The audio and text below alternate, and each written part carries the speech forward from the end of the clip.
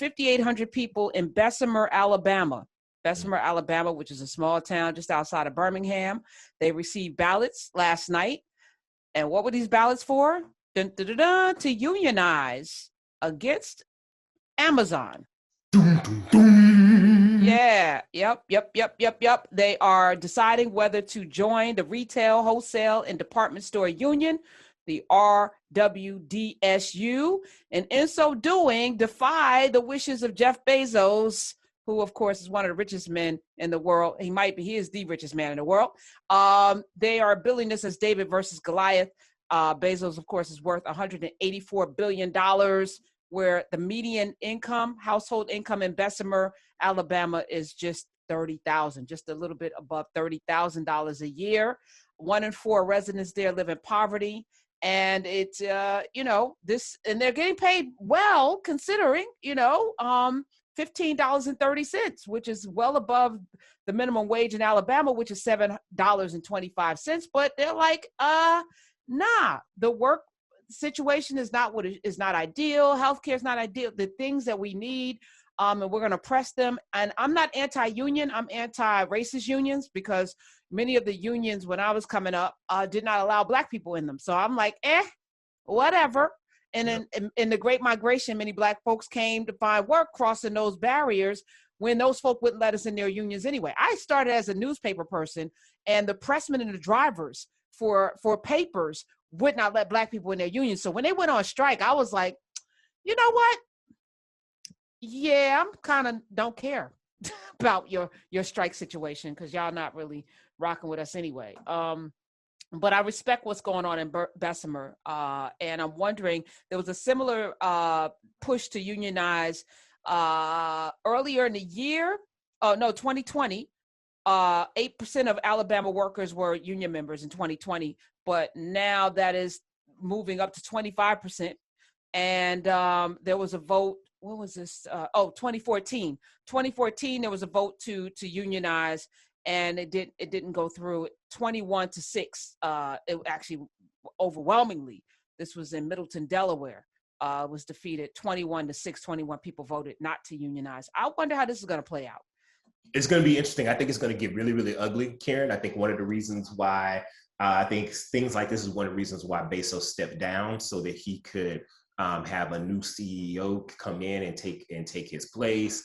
I think he's thinking, that's a sign that now that you take a personality out of the day-to-day decision making, that gives you the opportunity to be as brutal as you want to be.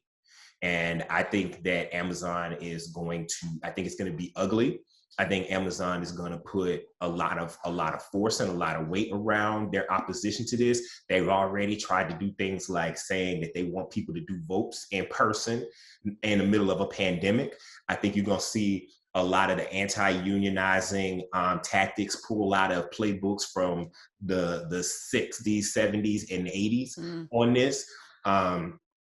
And two, Amazon at the end of the day could say to this town where you've got 1 in 4 people living in poverty, they could say, you know what? If you don't like this just okay healthcare that we're giving you, if you don't like these unsafe warehousing practices that we're doing, we'll take these $15 hour jobs and we'll take them to the town right over, or to the state right over, that's got 2 in 4 people living in poverty, and see how they like it, right? And so what I hope is that, because this town, like so many medium and small towns in Alabama, is overwhelmingly Black in population, is that I hope, I'm always on the side of labor when it comes to these issues, because we need rules to protect us in these situations. Because so oftentimes that even though the rules are the same for everybody, the consequences for us are different and are worse. My hope is that these folks actually win. Labor needs a win in the 2020s, but I think it's going to get ugly, because I think that there's a part of big corporations that looks at groups of Black and brown people standing in a crowd and doesn't see our humanity, doesn't see that these are people attached to families, that these are paychecks that keep families going.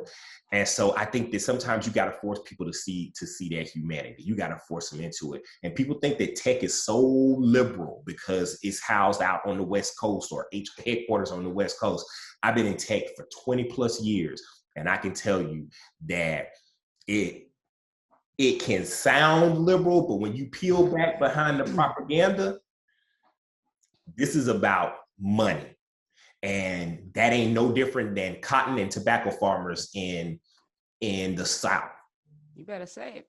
866-801-8255. Well, Bessemer, Alabama, y'all need Reverend William Barber and the Poor People's Campaign to come and do. These are the kinds of things that, to me, because Martin Luther King came for the sanitation workers strikes, right? And this is that moment. Like, all right, let's see what happens.